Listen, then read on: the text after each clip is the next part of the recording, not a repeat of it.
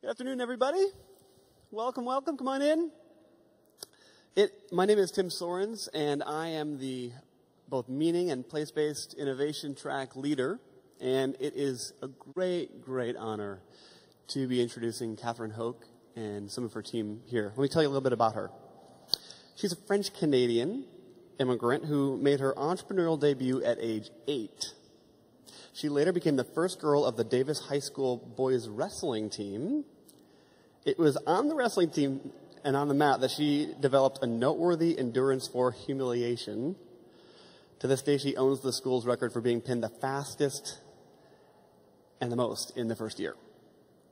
Her bruises and losses prepared her to come alongside others who might need to be scraped off the mat, shined up, and put back in the fight. Catherine left behind a career in venture capital and private equity to pursue her calling. At age 27, she founded the Prison Entrepreneurship Program, or PEP, a nonprofit organization that serves men in the Texas prison system.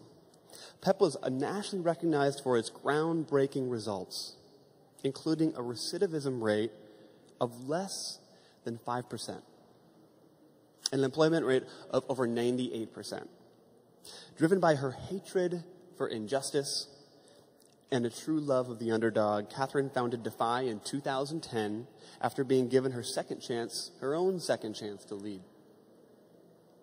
Catherine became an Ashoka Fellow in 2013, and 2014 was recognized by Fast Company as one of the 100 most creative people in business. Catherine and her grads have spoken nationally to business and faith-based leaders all over the country. Before we welcome her up, which I'm thrilled to do, we have a short little video introduction that will tell you a little bit about her work.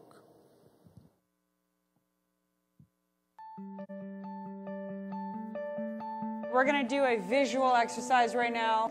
Nothing that we do at Defy is about pity. It's not about shame. It's about recognizing our similarities and our differences and having respect for how far we've come since these things. When I first got involved in Defy, I was worried that these were, fit the stereotype ex-cons of tattoos and, pretty rough guys. I like hip-hop music. If this statement is true, those of you who are hiding in the back here are going to have to come a little closer, okay? I like the Yankees. Those barriers quickly disintegrated, and you realize that these were regular guys that had different life circumstances than me. I heard gunshots in my neighborhood growing up. People actually rely on me now, and that's a beautiful thing from my wife and my kids. If one of the models of being a CEO and a leader is to help not give a hand out, but give a hand up to people who are willing to help themselves and really find a way to pay it forward, I think it's a no-brainer. I've embarked on a journey of personal transformation. Today I'm someone who keeps my promises and commitments to the best of my ability. And the final question, I already love Defy.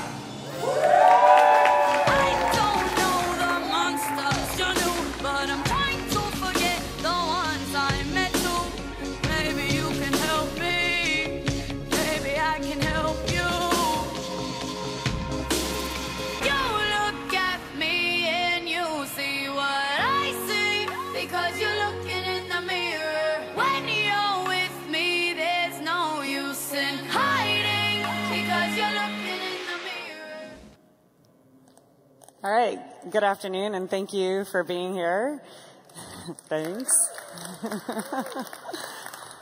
I came sporting my jailbird uniform, so I'm easily recognizable throughout the rest of the day in case if you have any questions. So I'm Catherine, and really pleased to present to you Defy. Some people ask, why is it called Defy Ventures? And one of the definitions of the word defy is to challenge or dare a person to do something that is deemed impossible.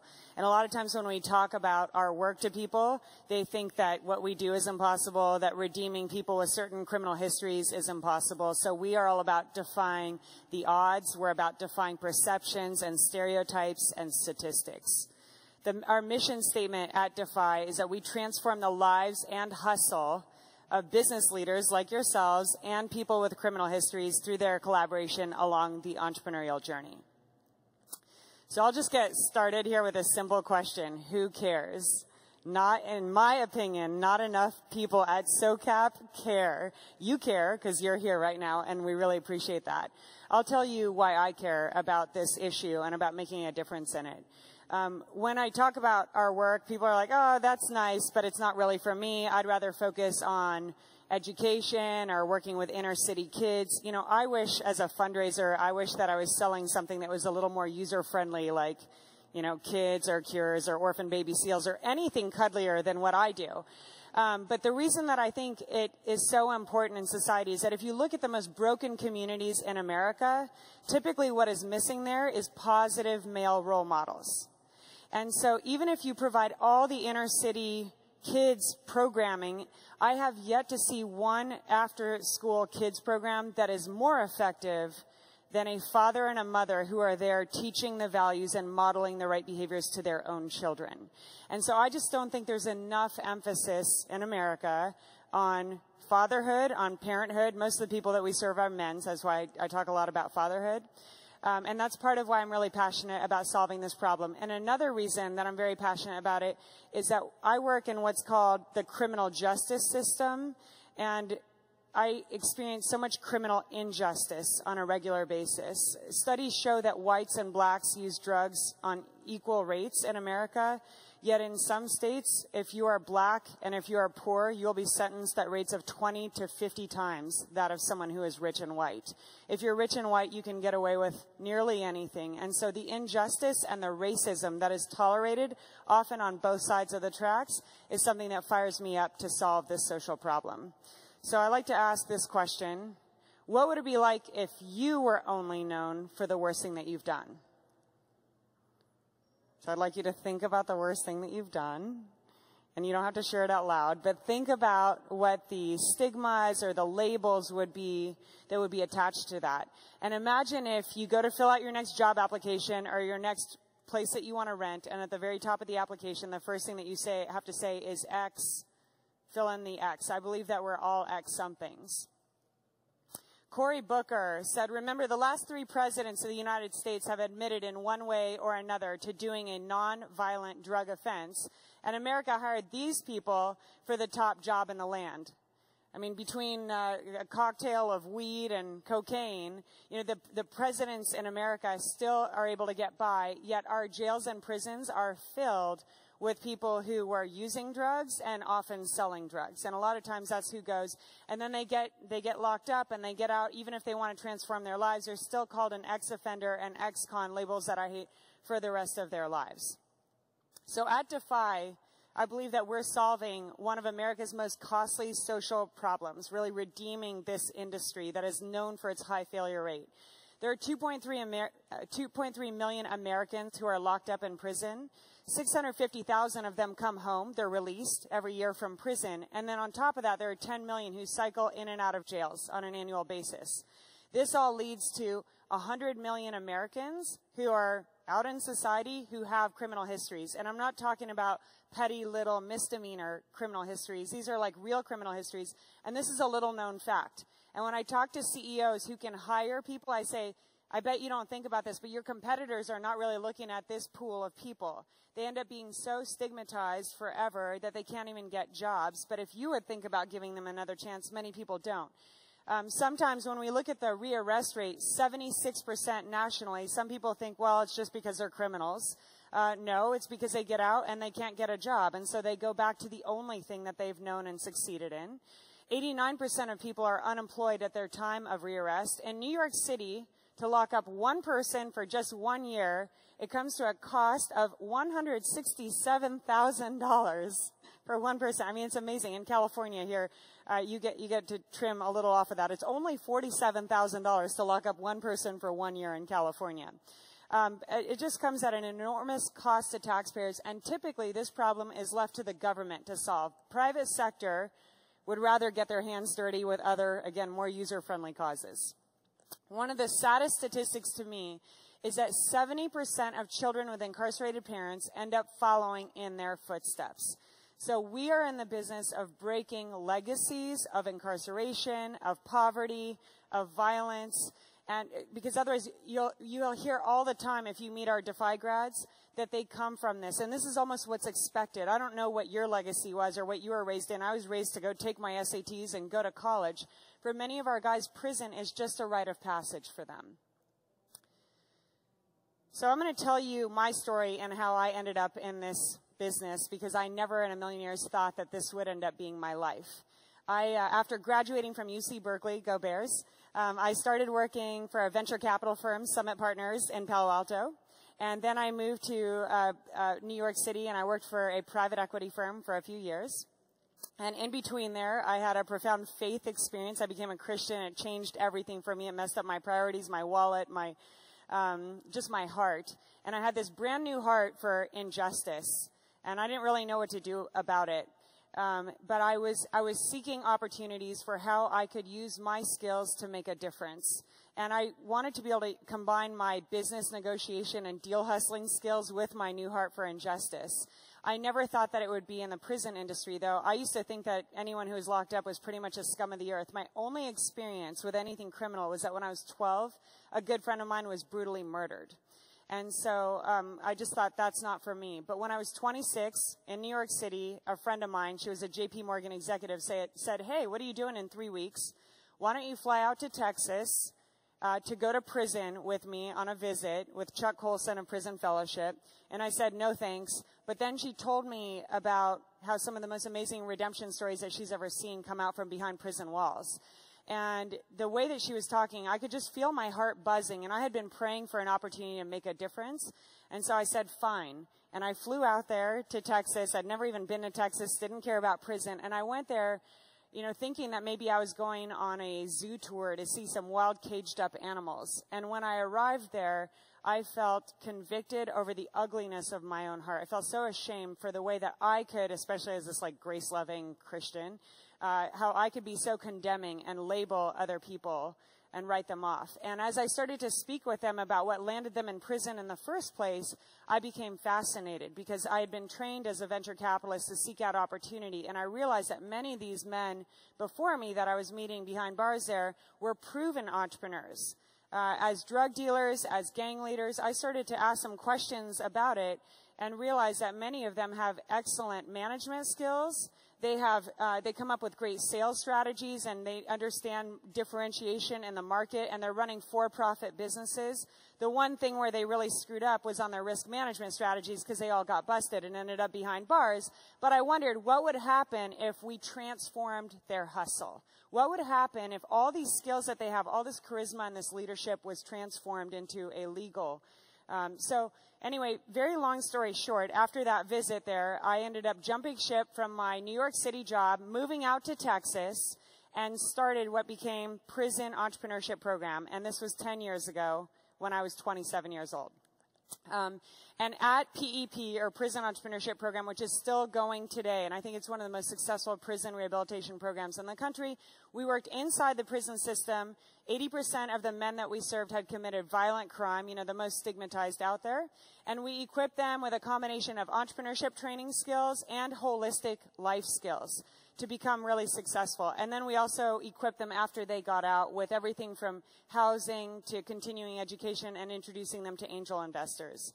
The results that we generated, I was only there for 5 years. And for the 5 years under my leadership, our grads generated $13 million a year in income and paid $4 million in taxes. This is a crowd that generally gets out of prison and ends up collecting welfare checks.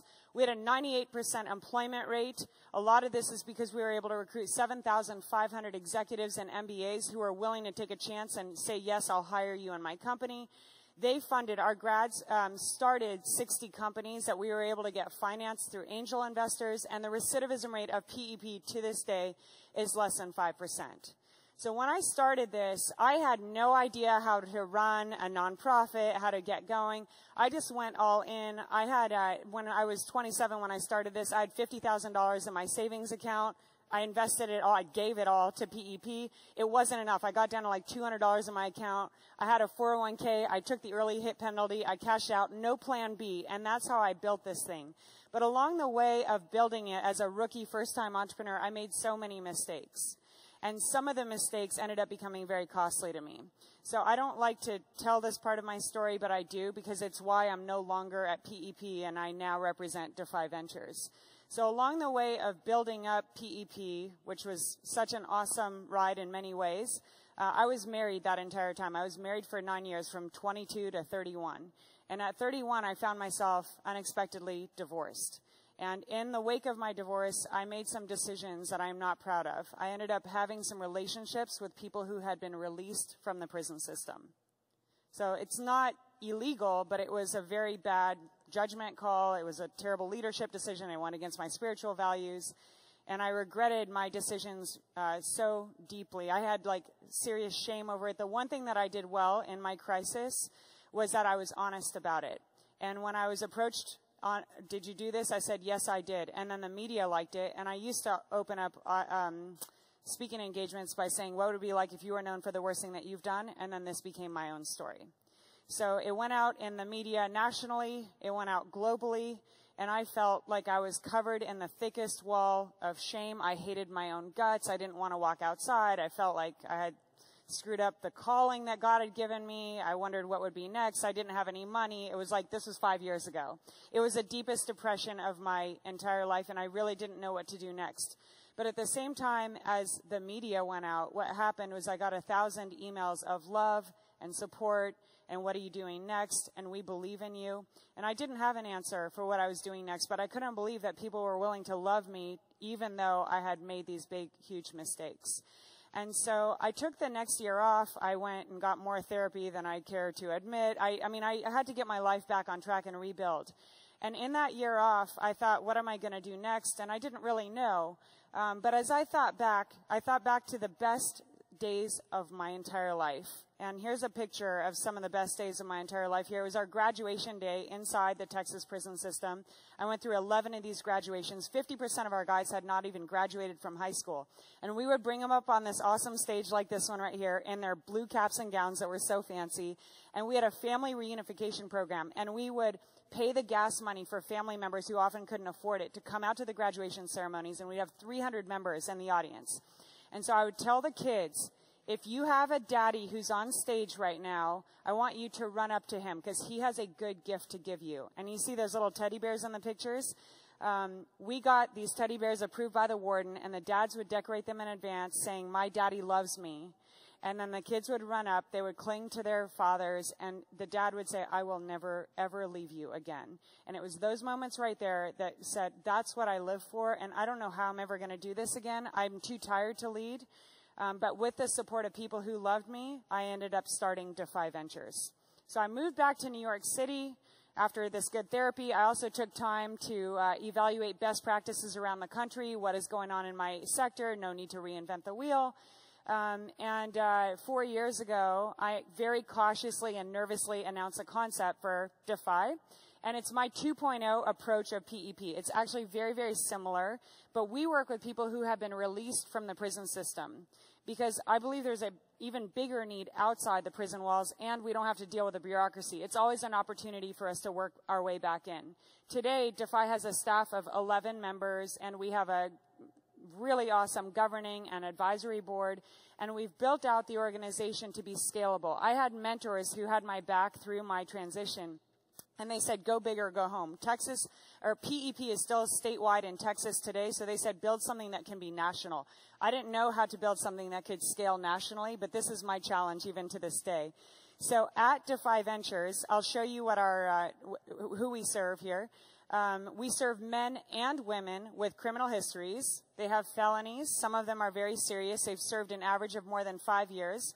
Most of them are ethnic minorities. Most of them come to us living below the poverty line. They can't get employed. Most of them are dads. How do we get them? By the way, we call them EITs. I hate the word ex-cons, so I like the entrepreneur in training as well. EITs. So how do we source our EITs? We work with referral partners, other organizations that provide another part of the reentry solution. Whether it's housing or anger management programs. And then we work with parole and probation. They send us people. Craigslist is shockingly effective for us, advertising on Craigslist to get people and other social media. And then word of mouth, because many of them have relatives who have gone through the system. So that's who we serve. And this year, I took a big risk earlier this year, and we announced a new blended learning solution. So we used to have at Defy a traditional brick-and-mortar classroom model where the guys would have to come to the classroom for 3 days a week, about 15 hours a week. And we saw that we had a lot of dropout because life happens and they can't all show up in the classroom for 15 hours. So we changed it where we have now moved most of our content into an online format. So they're taking these online courses, but we are not a MOOC. We are not just another online program. We combine it. It's called blended learning because they also come in person to apply the knowledge that they're learning in these online courses. And so far, even though we took this risk and people said, how is it going to be as effective? We have found it to be even more effective. One, because the instructors that we recruit are incredible. We go around the country filming total studs to come and teach on all these topics that we need. And before, it used to be like me and some of my friends who were teaching these topics. So now our instructors are better. We've also learned that with our audience, many of them, just like the executives who get involved with us, have major ADHD. So sitting in the back of a classroom learning how about resume development for 3 hours, they're zoning out. They're like at all different educational levels. Now instead, that when they watch our great resume course, it's in 3 to 7 minute segments. They take a competitive quiz question, and they're building their resume as they go. So their work product, the effectiveness of what we're teaching at this point is better than before. So half of what we do is entrepreneurship and hard skills, job placement skills as well, because we do place them in jobs. And the other half is all soft, personal, leadership, parenting, like all that stuff that they need. So we just had an Emily Post certified etiquette instructor come and teach. And you might think, why do these guys need to know etiquette? Well, when an investor takes them out to eat at a fancy restaurant, they need to know what to do with the 4 forks and all that in front of them, or how to properly shake a hand. So what we do is very holistic in nature, how to give a meaningful apology, because as an entrepreneur, you will screw up when you start your business. So how do you meaningfully apologize to your customers and not lose them? And then what they do is they meet up in person for peer nights, for executive mentoring. We also have online executive mentoring, so if any of you want to be online mentors, we would love to enlist you in our ranks. We have these business coaching nights, and since we've just started work in the Bay Area, now we have just scaled here, we have monthly events planned here in the Bay Area, and we have these Shark Tank-style business plan competitions. Our EITs are competing for $100,000 in startup funding, so we give them startup grants. We also provide them with 5% microloans, and we introduce them to other funding partners, like Kiva is one of our awesome funding partners. And so we help them to put together these pitches for their businesses. We get them in front of major executives. Tim Draper is hosting our Shark Tank in January here in the Bay Area for our California EITs. We fund them. We're there to have their backs in all things so that they can make it. And we have a real emphasis on character and leadership development. Some of our faculty, here you'll see their faces. Seth Godin teaches our guys for 4 hours for 4 courses in ideation. We're very spoiled. Next month, we're taking our guys up to Harvard Business School because we have 5 faculty members who are teaching our guys on different topics. So I actually have a little video clip to share with you. This is a small sampling of Seth Godin and Tim Draper. Seth is doing some more meat and potatoes teaching, and Tim is doing some inspirational stuff for the EITs. So let's check this out.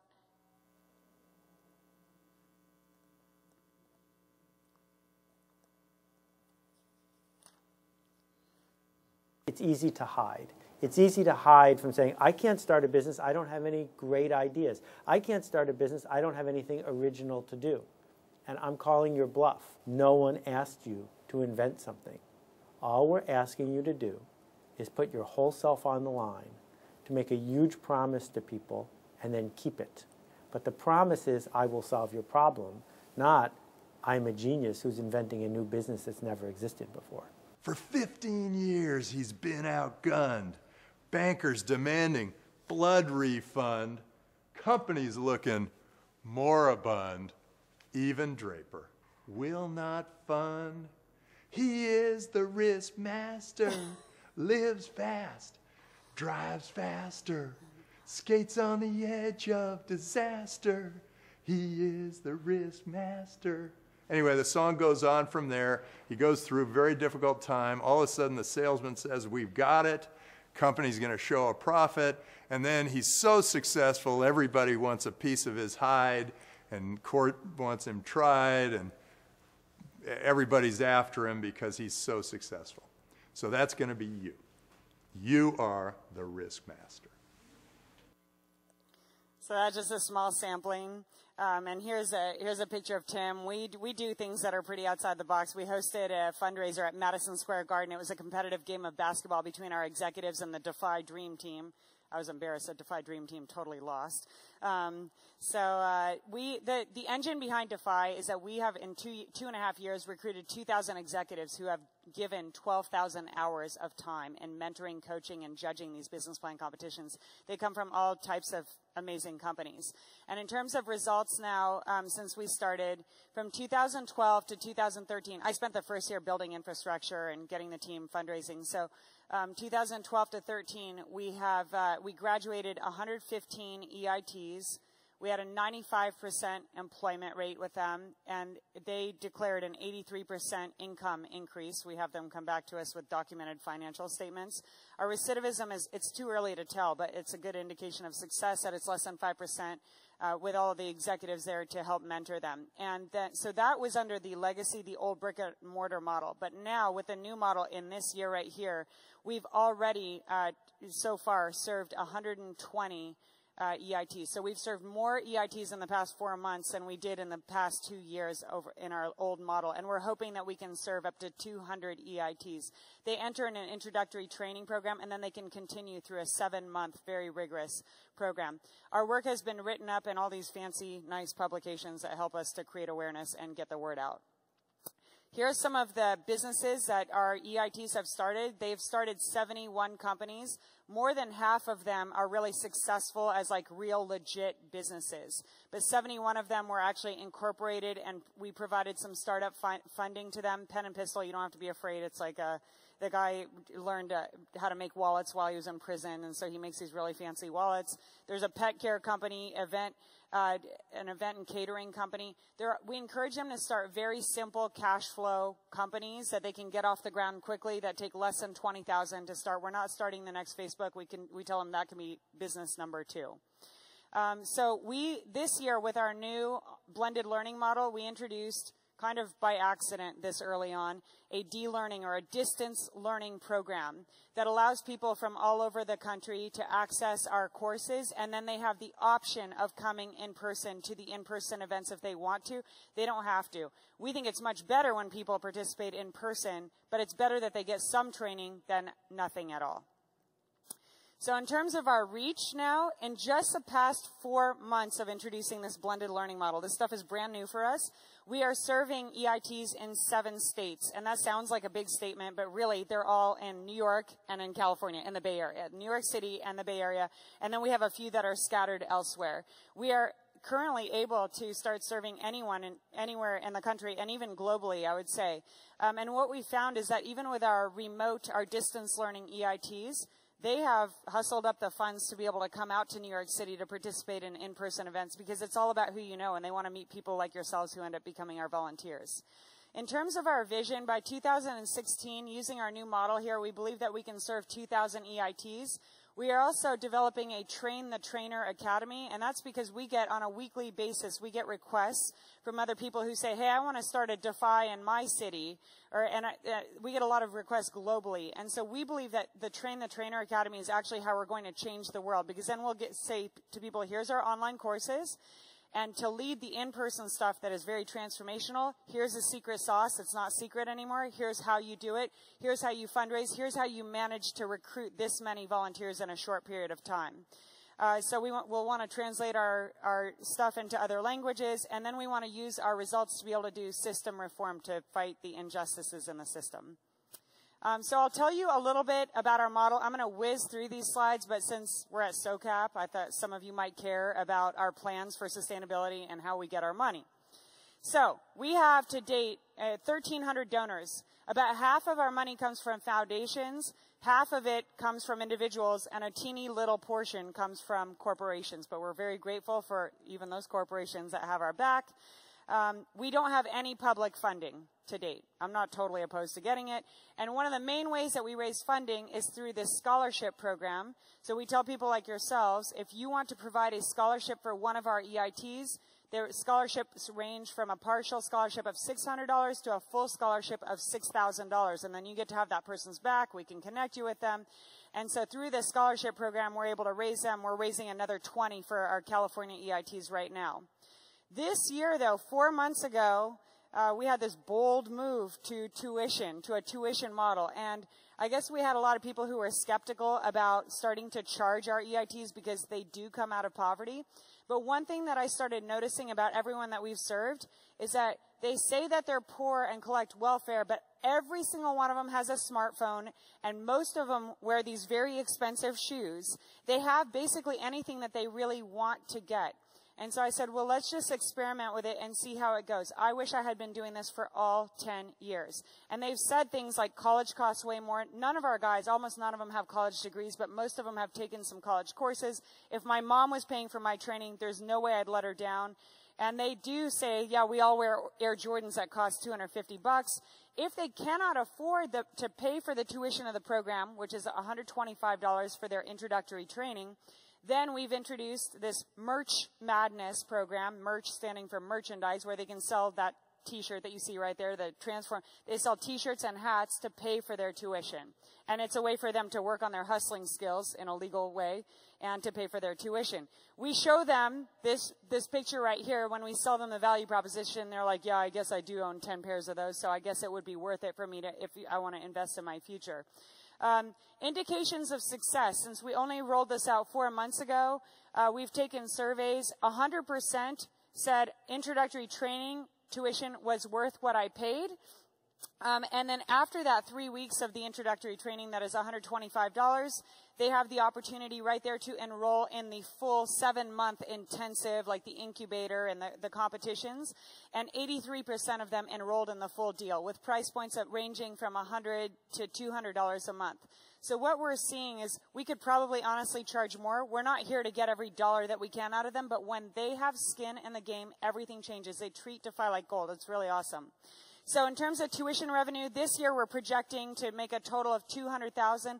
So far to date, in 4 months, we've earned $113,000 just in tuition revenue. Here's our total revenue, a nice left to right, like investors like. $2.4 million budget this year. Very little of it is earned income, but next year we're projecting $1.2 million. And one of the things that excites me most in life is that we are projecting a path to profitability, to break even in 2017. So this slide right here only shows our earned income, not our donation and fundraising income that we're bringing in. So you see that cross right there in 2017. I bet I will fundraise until the day I die, but technically by our projections, I won't need to at that point, which really excites me, to build something that will be sustainable in the long run. Our revenue model currently is fundraising, EIT tuition. We have learned that family members want to get on that bandwagon as well, and they like to take the online courses. So starting in October, we're rolling out a family program to bring the whole family unit along. And then mentors actually pay membership fees when they sign up. And then we have other planned revenue streams like through our Train the Trainer model. So we're really building that out as we speak. We were really honored that earlier this year in May, we closed on our first program-related investment in the amount of $500,000. And it's a 2% loan. We are a 501c3 nonprofit. It was made by a foundation, and now I like this so much because what we're doing is we're building out, we're an ed tech nonprofit organization, and we're building out our technology platform and our courses. A lot of these are one-time expenses, and once we get these one-time expenses covered, then we get to a break-even point. Whenever we start making more money than we know what to do with, that's going to go into system reform and advocacy. So at this point, we are looking for another $3 million in PRI funding or from an impact investor. So I recently applied for or was chosen as a finalist for a very prestigious prize that I will not name, but they had me do this cool little exercise, a Mad Libs, where they had me like fill out all these blanks, and I thought I'd share with you a few of the answers. So they said, what would you do if you had $1 million, $10 million, and $100 million? So this is part of the vision. If we had $1 million, we'd build out even more of our online courses. We're building out Defy Match, just like Match.com. DefyMatch.com is going to connect our EITs with potential customers, investors, mentors, and employers. So you're going to be able to swipe to the left or the right, just like on Tinder, so that you can figure out who you want to match with on both sides of that. So we're going to develop that. TTA is Train the Trainer. So we'll develop Train the Trainer if we are able to get $1 million from this one fancy prize. And with 10 million, we'd fast track the rollout of the Train the Trainer, which I think is the way that we're going to make a global difference. And with 100 million, we will absolutely rock the entire world and maybe end the problem of incarceration and the stigmas that come after it. And then in their Mad Libs, they said, all right, well, sobering up for a moment, if I don't get the prize, what I'd still love to do, and I told them I'd love to get on your main stage, because whenever we're able to get on stages like I am right now, it kills a lot of birds with one stone. We're able to tell you our vision, and hopefully you help us to create awareness as well. If you know any stages that we can get on Sunday, we just spoke at a church. Like, I speak all over the place with our grads. We would be honored to get invited. I said I'd like to be introduced to MPPPEs, most powerful people on planet Earth, to guide me as we change this. So even if we don't get the prize, I still want to be introduced to the most powerful people on planet Earth and recruit these people so that they can serve also as online faculty members.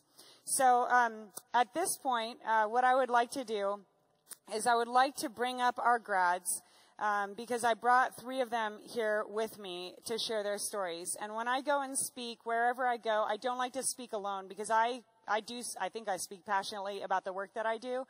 But you'll see how amazing it is when we get to hear their stories and celebrate their transformation. And they're nervous to come up here to talk about. I'm going to ask them to share their backgrounds so you can see how far they've come since. So they're going to be nervous about talking about some of the worst things they've done. So I'm going to ask you to act like a mighty army right now, hoop and holler, and make a lot of noise as we warmly welcome the grads up on stage. Come on.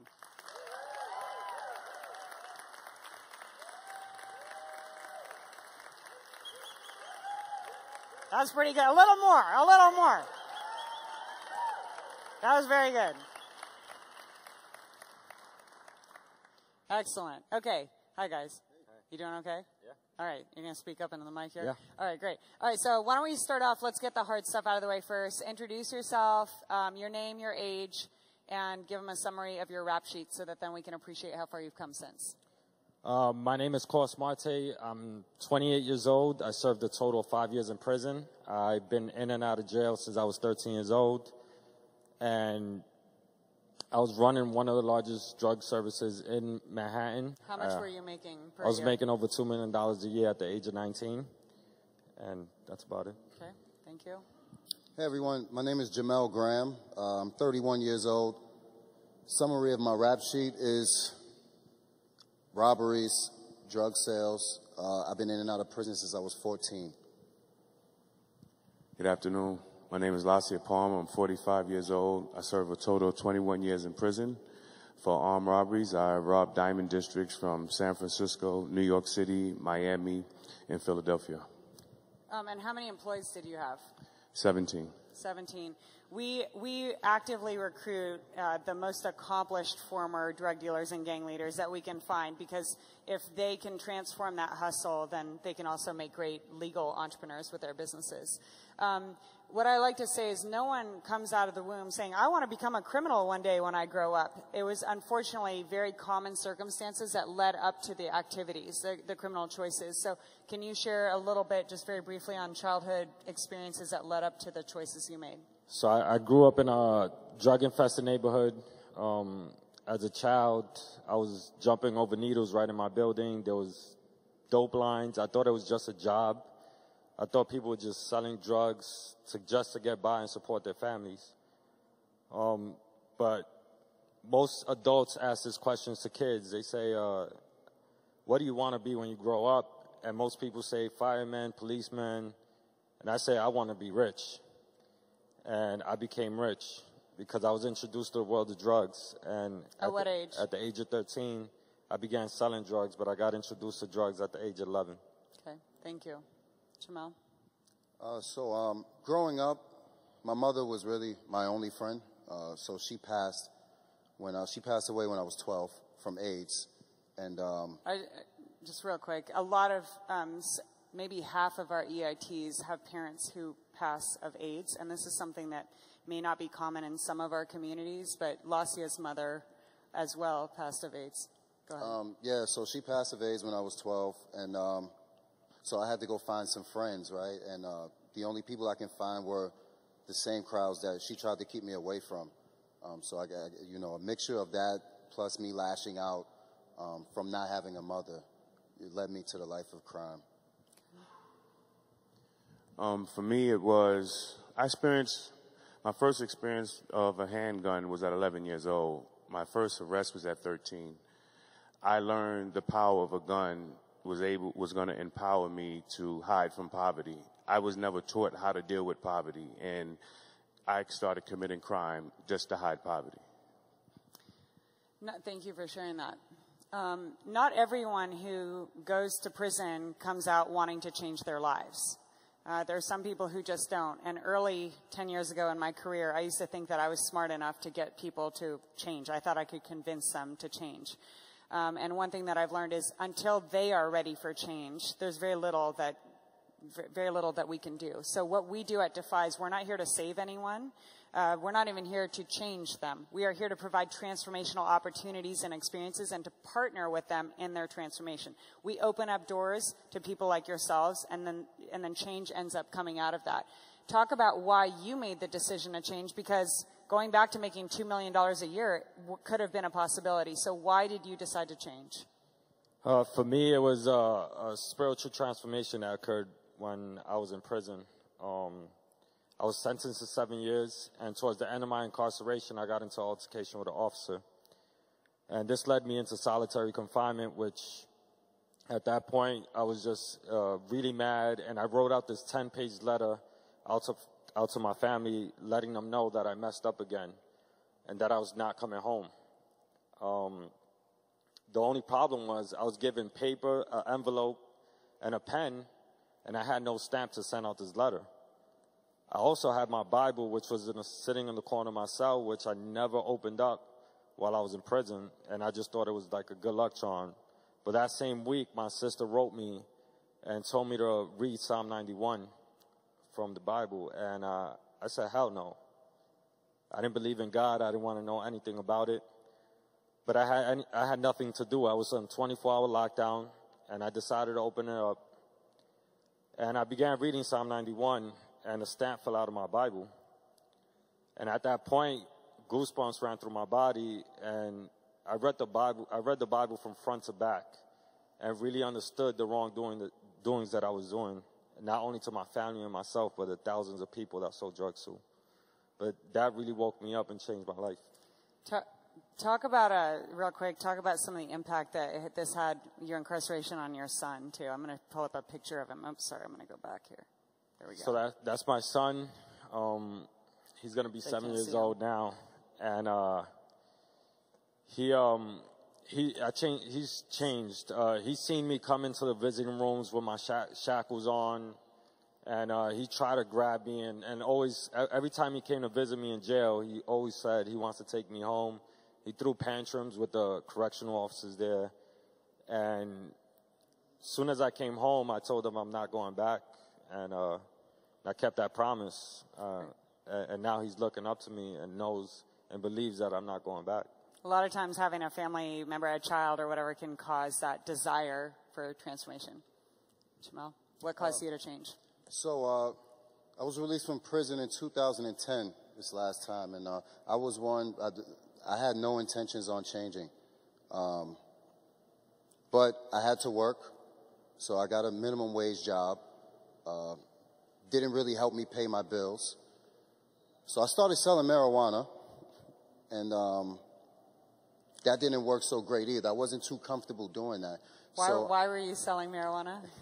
Because if I get caught, I would get less time than I did when I was selling crack. So just a little tip. Yeah. FYI. Yeah. So I went to my probation officer. But I was so frustrated. I didn't know what to do. You know, I wanted to do the right thing, and no one let me. No one gave me a chance. But I didn't really want to do the wrong thing. So I told her to send me back to prison. Make up a violation, send me back for 6 months, 9 months, a year, so I can have a chance. I needed a timeout to get a new game plan. And, you know, she said no. She refused to, and she called me a coward. And she said that with regular people, when life happens, regular people don't have the option to take a time out, right? You got to deal with it on life's terms. So, so I was kind of upset, but maybe 3 days later, I found out I had a child on the way. And so, you know, I had to call her back and say, you know, never mind. I don't want to go to prison anymore. I changed my mind. Maybe a month after that, I gained gainful employment, and I'm still working there. So, you know, it was really, when I found that I was having a child, it's like I reflected on my relationship with my father, which is kind of non-existent. I know him, but I don't know him. And I wanted my son to know me. I wanted to show him an example of being a man. How did you know your dad? Through letters from prison. He used to rob banks, so most of my life he was in prison. I don't even know how old he is, or his middle name, or anything like that. So I didn't want my son to grow up like this. So I decided from there on to make a change. And your son's name? And my son's name is Justice.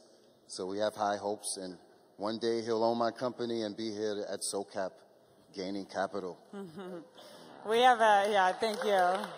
We have a family program at Defy, too, where we get to serve the loved ones and the children, and so it's pretty awesome. We all know Justice. He's adorable. All right, Lacia, why'd you change? For me, 75%, I know you probably think guy goes to prison, he gets sentenced to 20-something years, his life changes. 75% of my incarceration, I was still committing crime. To what I believed at the time, to take care of my family. I was in solitary confinement 3 times, 18 months, 3 years, and then the last time, 18 months again in solitary confinement. It was during this time that my son was arrested. And his arrest exposed the damage that I was doing to my family. It exposed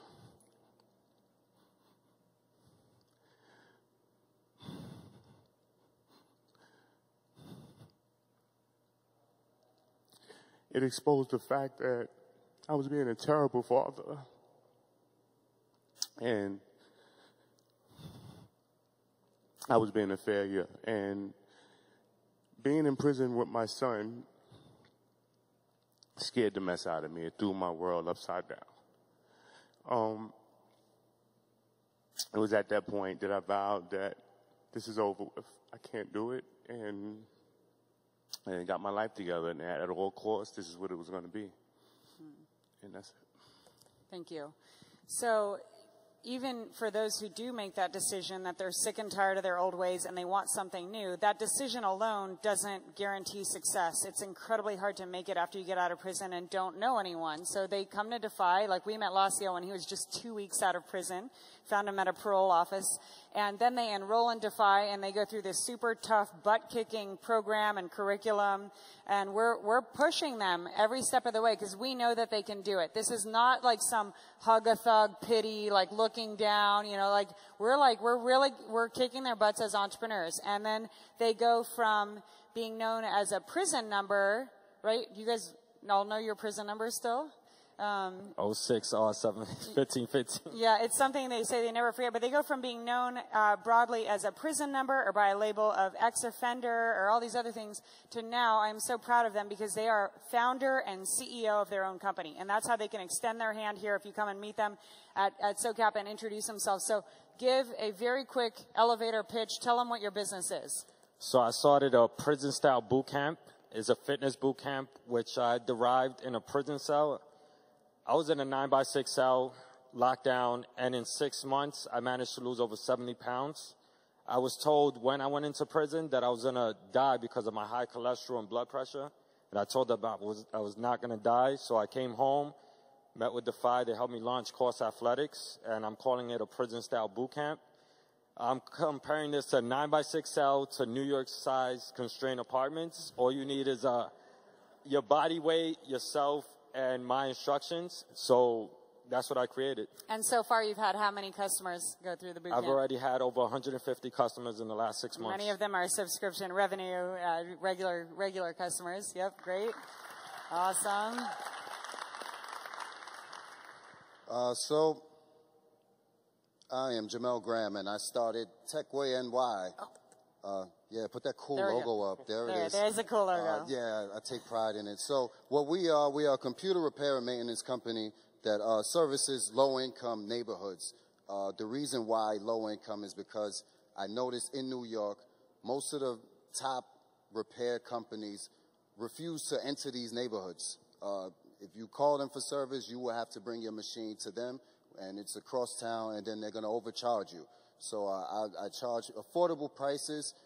But, you know, I feel with the business, if all you can brag about is money, you really got nothing. Everyone can make money. So I want to give back. So if someone doesn't have it, if they can't afford my prices, I'll give them free work. I've taken from my community so much. You know, I just want to give back and pay it forward because a lot of people took time to help me perfect this craft.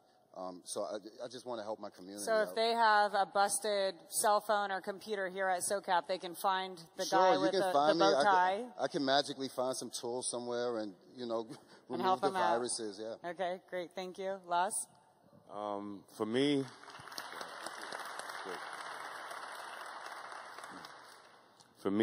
I realized that I have a unique knack for actually finding glitches in security. That was my knack.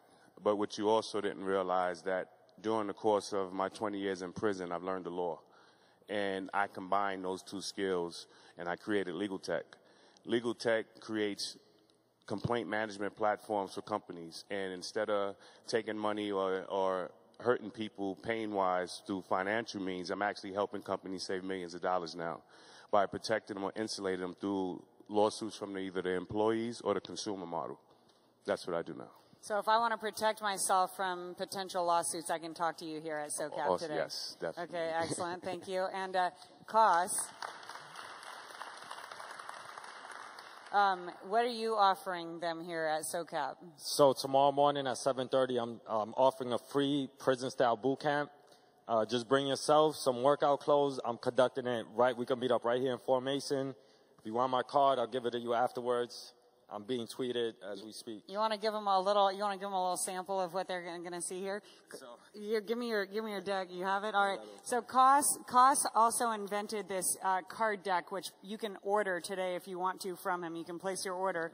But it's a card deck system for the workout. Let's see if I can get them out right here. Okay, so here we go. We have a 3 of spades. So what are you going to do now? 3 of spades means I'm doing 3 squat thrusts. 3 squat thrusts. So I'm going to knock them out. Can't do it with this suit.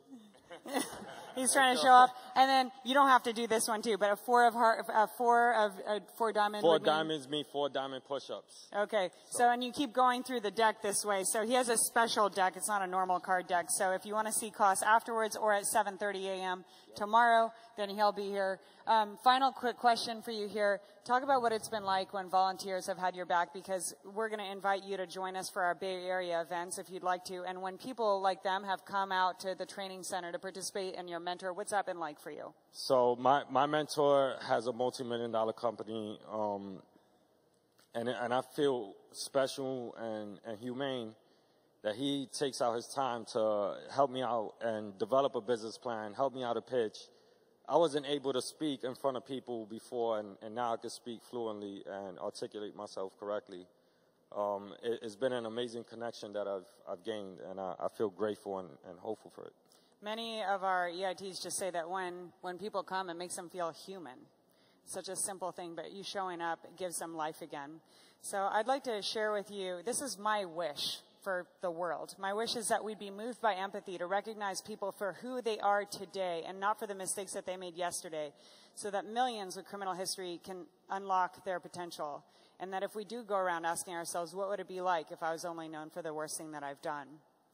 A lot of times when people hear their testimonies in our talk, they say, oh, wow, I'm so inspired. And sometimes it's like, I'm so inspired. And I'm like, awesome. Inspired to what? because we're not inspirational speakers. I mean, I realize that sometimes they inspire people, but we are action takers. We are change makers, social change makers. And so when people say, I'm so inspired, we say, okay, well, how do you want to join us in making a difference? So I just want to tell you what you could do that would make a difference. I don't normally do this, but I'm doing it here at SoCap. That is my email address. I would love it if you would whip out your phone right now, not to check your own emails, but to type in my email address, Catherine@DefyVentures. Don't forget the .org part. And if you would introduce me to your 3 most powerful people on planet Earth, and maybe you're one of them, who could help me in making a difference in the world. Impact investors, I mentioned we're looking for another $3 million in a PRI, CEOs who could hire our guys, people who could serve on the online faculty. But if you shoot me just a quick email and say contact me, and if you say investor or faculty or whatever, then I'll know, and then we'll respond after this talk. If you would like to come and, I see that some of you are taking this seriously. I really appreciate that. So Catherine, let me go back. Catherine@DefyVentures.org. Yes, awesome. Okay. And then if you're interested in volunteering at some of our events, we have these monthly events in the Bay Area and New York City. So if you'd like to participate, September 25th is our next one here with our brand new group of EITs. Just say events in your email and we'll shoot you the list of events and dates and times. And if you're not from around here, you can serve as an online mentor from anywhere in the entire world. And if you want to see us afterwards, our team, we have cool Transform Your Hustle t-shirts that you can wear around SoCap, telling everyone who wasn't in this room about our story. And I'll just conclude on this. This is a picture of me with my husband. I was remarried, and he's here. I was remarried a year ago. I get my second chance as a wife. I get my second chance as a leader. And I'm using my second chance to bring second chances to many other people, hopefully on a global level. And getting to present and speak here at SoCap has been a dream for me. I have been so excited about today. So I'm extremely honored that you joined me here today. And my guess is that for many of you, that you are in these seats, that you are at SoCap today because at some point in your life, or maybe even today, you've had mentors who have helped to take you by the hand to show you the ropes. So if you have a love for the underdog and want to help others to do the same, then see us after this. So thank you very much.